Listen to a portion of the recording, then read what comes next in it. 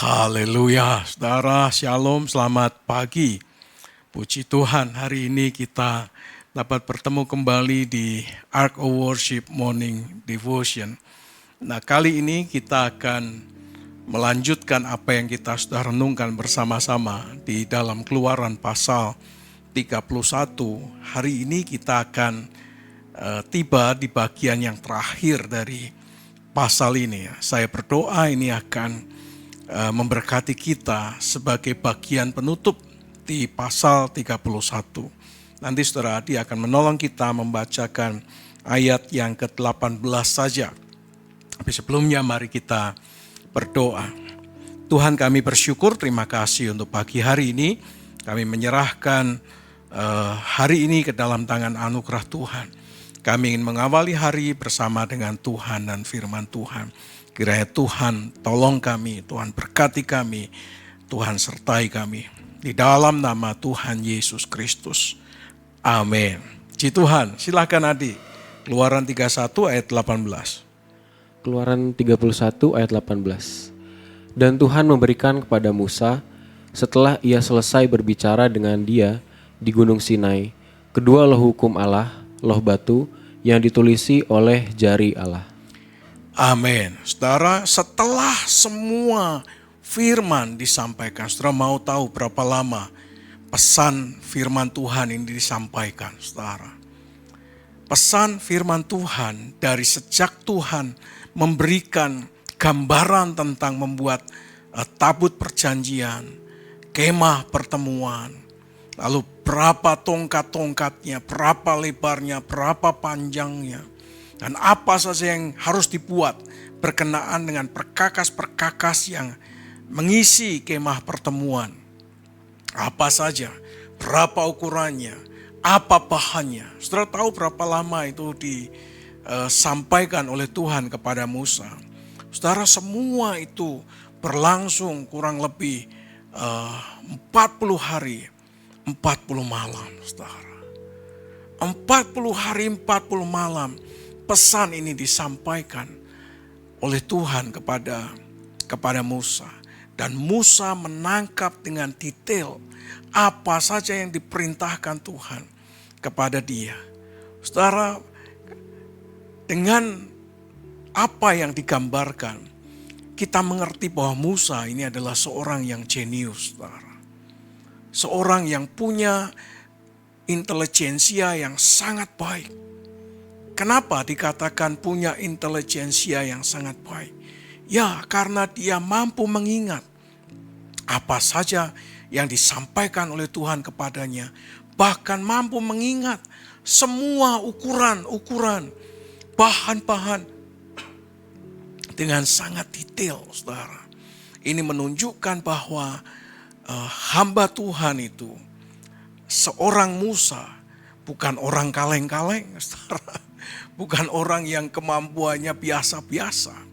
Tapi ini adalah seorang hamba Tuhan yang punya kemampuan intelijensia yang sangat baik. Punya kemampuan leadership yang sangat baik. Punya kemampuan untuk berbahasa, bahkan memiliki budaya, kemampuan yang cukup baik. Pada masa itu, saudara, ukuran orang berbudaya adalah ketika orang itu bisa tulis, bisa baca, bisa berbahasa dengan sangat baik.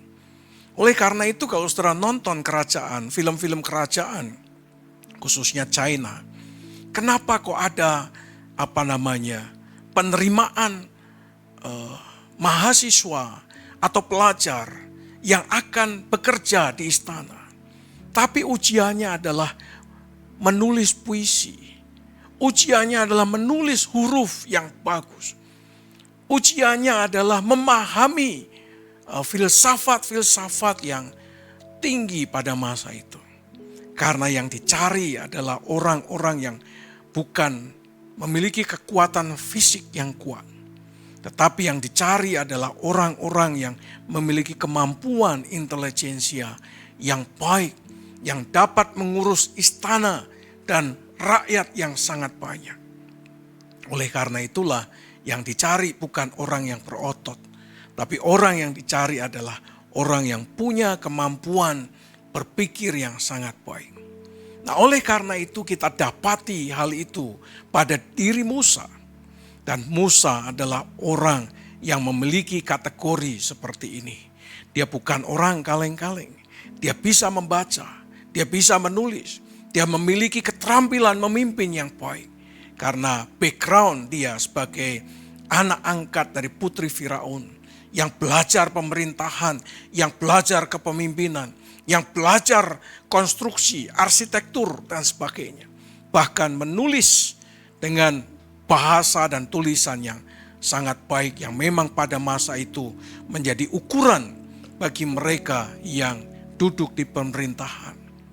Oleh karena itu, saudara, saya pernah menulis sebuah status di laman Facebook saya dengan mengatakan bahwa orang-orang pada masa itu yang mengenal tulis, mengenal baca, mengenal bahasa adalah orang-orang yang akan menguasai dunia.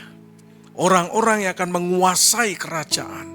Karena hanya orang-orang yang bisa baca, tulis, dan berbahasa, memahami budaya dan filosofi dan filsafat pada masa itu adalah orang-orang yang pasti akan mengendalikan sebuah kerajaan, mengendalikan dunia, mengendalikan orang banyak.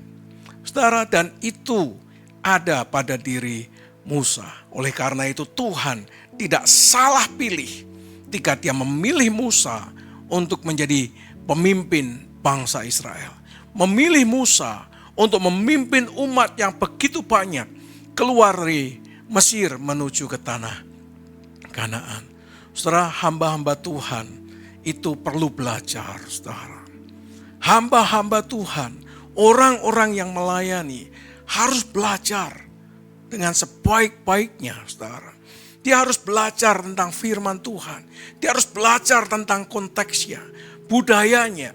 Dia harus belajar sehingga ketika dia menyampaikan firman adalah firman yang didasarkan atas kebenaran dengan pemahaman yang betul.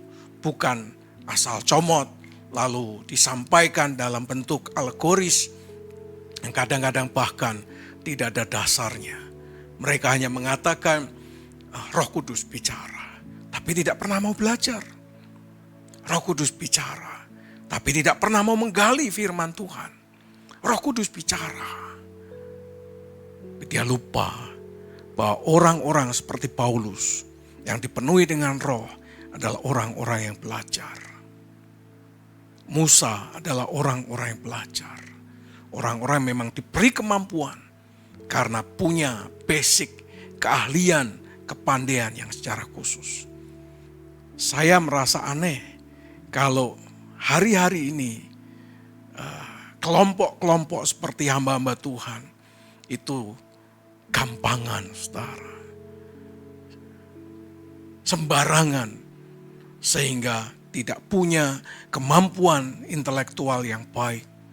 Tidak punya banyak bahan di dalam otaknya. Tidak punya etika yang baik. Moralitasnya sangat rendah. Sehingga ada begitu banyak hamba Tuhan menjadi batu sandungan. Karena perkataannya, karena perbuatannya, karena banyak hal. Nampaknya casingnya bagus, tapi isinya tak ada kualitasnya sama sekali. Saudara, 40 hari, 40 malam, Musa terima pesan firman Tuhan dari Tuhan. Dan dia mampu menangkapnya dengan sangat baik. Oleh karena itu saya ingin sampaikan pesan kepada saudara-saudara, mari belajar firman Tuhan dengan sebaik-baiknya.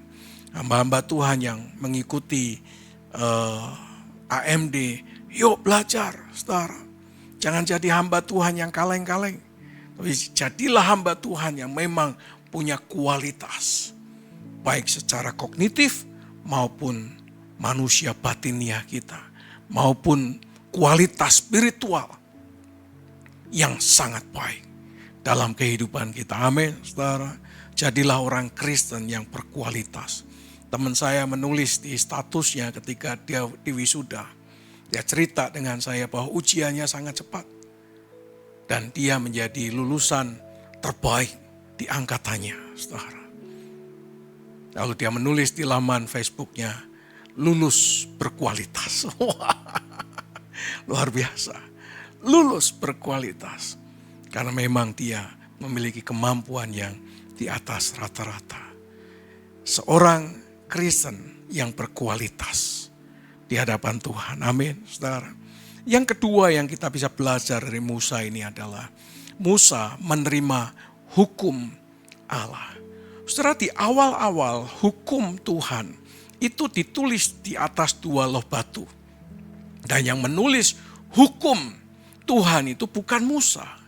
Yang menulis hukum dari hukum pertama sampai hukum ke-10 adalah jari Tuhan. Alkitab mengatakan loh batu yang ditulisi oleh jari Allah sendiri. Tuhan yang menulis di batu itu dengan jarinya sendiri. Apakah seperti orang yang punya luekang atau sinkang yang bisa mengukir jari di batu seperti ahli-ahli silat itu. Oh gitu ya. Tak, tentu ini bahasa yang perlu didalami lebih jauh. Jika dikatakan ditulisi oleh jari Allah sendiri. Ini bisa jadi seperti yang kita bayangkan, tapi juga bisa jadi yang berbeda. Tapi yang jelas adalah hukum atau 2 loh pertama yang diterima oleh Musa adalah buatan Tuhan langsung. Tuhan yang mengukirnya, Tuhan yang membuatnya. Nanti kalau saudara baca di Keluaran pasal 22, 32, 33, saudara akan ketemu bagaimana Musa marah dan melemparkan 2 loh batu yang dibuat oleh Tuhan, pecah berkeping-keping. Sehingga 2 loh batu yang ditaruhkan di dalam tabut perjanjian bukanlah 2 loh batu yang dibuat oleh jari Tuhan, oleh tangan Tuhan, tetapi sudah duplikatnya, buatan Musa sendiri yang ditaruh di dalam tabut perjanjian. Jadi salah satu barang yang ada di dalam tabut perjanjian adalah 2 loh batu. Nah, 2 loh batu itu bicara tentang 10 hukum Tuhan. Berkenaan dengan 10 hukum Tuhan, kita sudah bahas itu di sineh-sineh sebelumnya. Khususnya ketika kita merenungkan Keluaran pasal 20 maksud saya. Hukum pertama sampai hukum keempat. Berhubungan antara hubungan manusia dengan Tuhan. Jangan ada padamu Allah lain di hadapanku. Jangan sujud menyembah kepadanya. Jangan menyebut nama Tuhan dengan sembarangan. Kuduskanlah hari Sabat. Ini 4 hukum pertama yang mengatur hubungan antara manusia dengan Allah. Lalu kemudian pasal 5 atau hukum kelima hingga hukum yang ke-10 mengatur hubungan antara manusia dengan sesamanya. Manusia dengan keluarganya, dengan saudara sekandungnya, dengan sesama anak bangsa, dengan sesama sukunya, dengan orang-orang yang beda sukunya. Diatur oleh Tuhan. Hubungan antara tuan dengan budak dan sebagainya diatur sedemikian rupa oleh Alkitab. Saudara, saya berdoa kiranya ketika hukum ini diberikan Tuhan kepada kita, mengingatkan bahwa hidup ini tidak sebebas-bebas amat, saudara. Tapi Tuhan ingin hidup kita adalah seturut apa yang Tuhan kehendaki. Tuhan mengajarkan kepada kita, hidupi hukumnya, jalani perintahnya, lakukan firman-Nya, maka apa yang dijanjikannya, apa yang Tuhan rencanakan dalam hidup kita akan diwujudkan oleh Tuhan.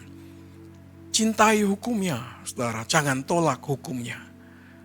Dan hidupi hukum itu dengan cinta, bukan karena paksaan, tapi karena saudara dan saya mengasihi Tuhan dan firman-Nya. Amin.